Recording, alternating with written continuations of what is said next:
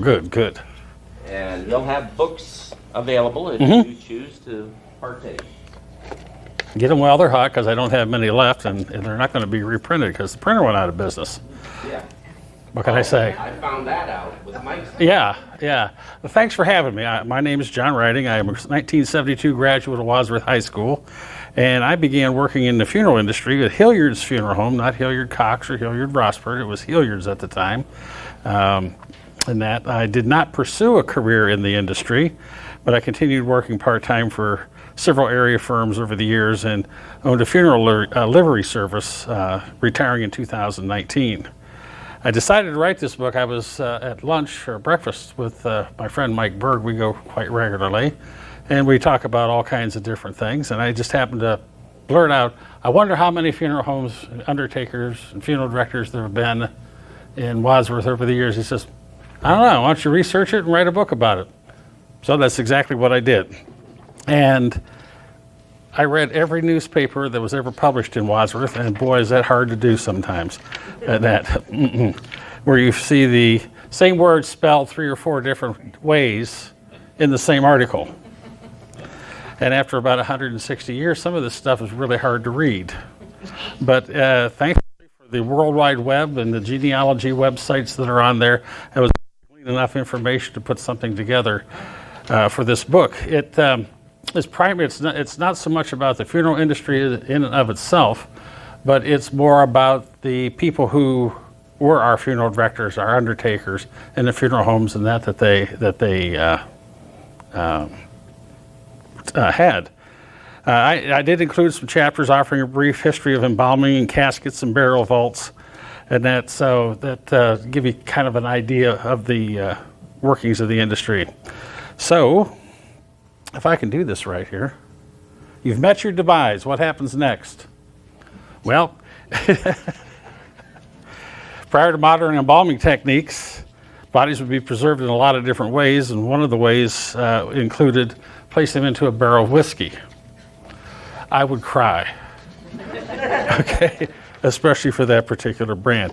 They couldn't bury them in the wintertime, obviously. They had to hold them somewhere or do something with it because the ground would be too frozen. And that burials couldn't be performed all year round. Then comes this fella here. Okay.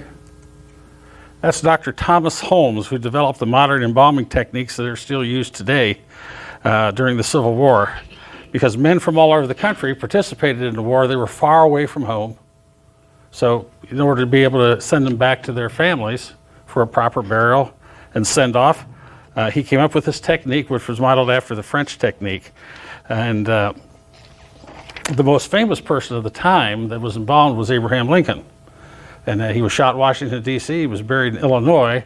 And the train took a few days to get back home to Illinois because they stopped them that people could see and pay tribute to their dead president. Since it started in the Civil War, a lot of people, you've probably seen this picture. It's kind of synonymous with the Civil War. And they'd embalm them in the field and send them back to their relatives. The embalming fluid salespeople would go to different funeral homes, undertakers, cabinet makers, certifying them as an embalmer and getting a new customer in the process. Now, in the state of Ohio, you didn't have to have a license to be an embalmer until January 1st of 1903. And then since on, licensing, you have to meet certain requirements to become a licensed embalmer. And that's one of the early embalming fluid bottles. That's by Champion. That company's still in business today. This is a gravity-fed embalming jar that hung above the body. They poured the fluid in and it would drain into the body. I'm not going to go into the mechanics of it, but that's what it looked like. And then that was replaced by the modern embalming machine. That happens to be a duotronic, they call it. And that. This was an advertisement for embalming instruments. And those instruments are pretty much the same ones they use today, not too different. So after you're embalmed, what happens to you? Well, you're dressed, you're put into your casket. That's an embalmer's license from 1923. That happened to belong to Frank Hilliard. That was courtesy of Dan Rossford. He found that at the funeral home, let me copy it. So you're put into your casket, and then from there, you're taken to the cemetery by hearse. That's J.B. Hilliard and Ernie Curry in their hearse. More modern times saw motorized coaches. That was my car. I sold it, but that was my hearse. And then if you're really cool, you get to do this. Have a Harley Tri-Glide pull your coach to the cemetery. And that. In the early days, we're going to talk about a couple funeral directors. In the early days of Wadsworth, we had 2 funeral directors. The first one being a fellow by the name of Jonas Wuchter.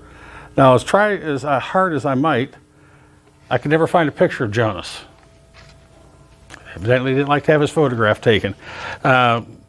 He was across from where the Central Middle School is now, downtown Wadsworth, where his home and his cabinet shop was.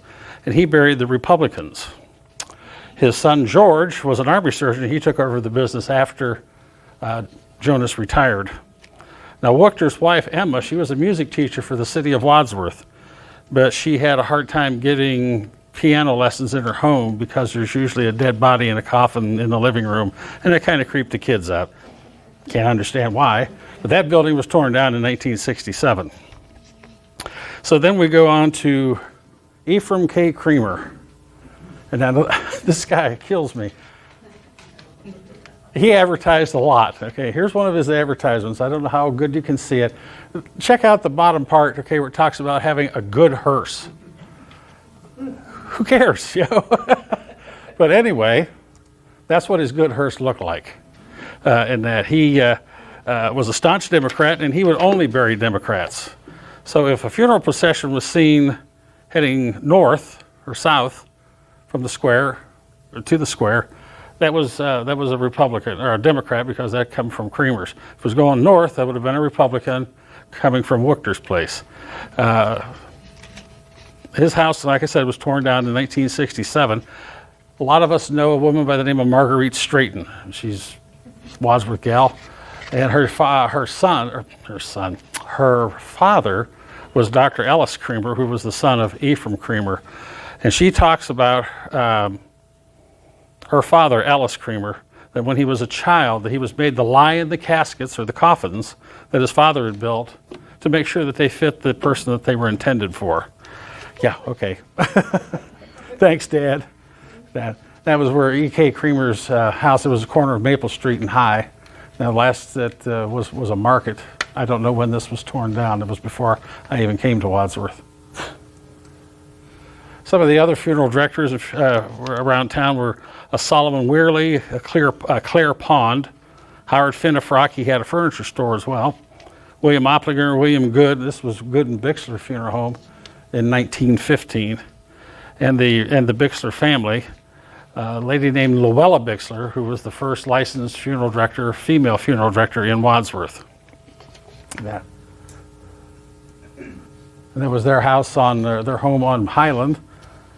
They closed up, I believe it was 1975. A lot of folks will recognize that. That's where Bixler's Electric was operating out of until just recently, or the Hoagland Hardware. And that's where J.B. Hilliard and Ernie Curry started the undertaking business in 1902.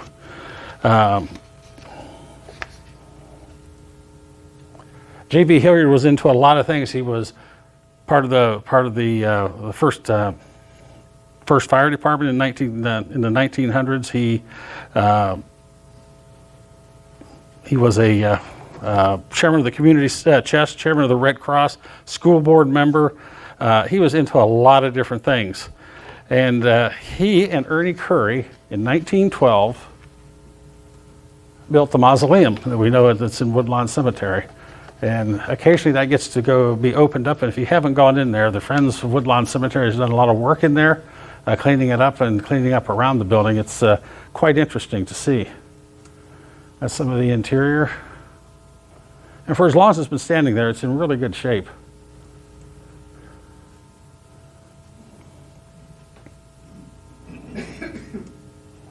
In 1920, J.B. Hilliard bought this house and moved his business from off the square to this place. And then it has gone through several remodels over the years. That's how it looked when I worked there in 1970. It's circa about 1966, I think the picture said. And then in 1970, the funeral home that we know now. Now, J.B. Hilliard's son, Frank, he entered into the business after serving in the United States military in 1920. And Frank Hilliard's brother-in-law was a fellow by the name of J. Russell Bunnell. I don't know if anybody remembers who he was, but he joined the firm as a funeral director and embalmer. And when I worked, I didn't even know that he was Frank Hilliard's brother-in-law. I just found this out from doing this research, which I thought was kind of cool. And that they did the funeral work as well as offering ambulance service. That's what they used for an ambulance. Whoops. I think I went too far. Oh, there you go. The chap on the left there is Russell Bunnell, a very young Russell Bunnell with J.B. Hilliard. J.B. Hilliard died in 1939, so this was taken well before that. Couldn't put a date to it. The proceeds of my book I used to help benefit the Friends of the Woodlawn Cemetery. It's a good group. They do a lot of good work. They really help to make the cemetery shine. It looks nice down in there now thanks to those efforts. Honor, preserve, and educate is their mantra. And when I was researching this in the History Museum, Historical Society's museum, there's a copy of the deed for the original Woodlawn Cemetery. I don't know where the original is, but this is a copy of it. It was just a handwritten thing. And then they made it all legal, I guess, doing it that way. So, in conclusion, be kind to your undertaker and he'll be the last to let you down. Thanks for having me, folks.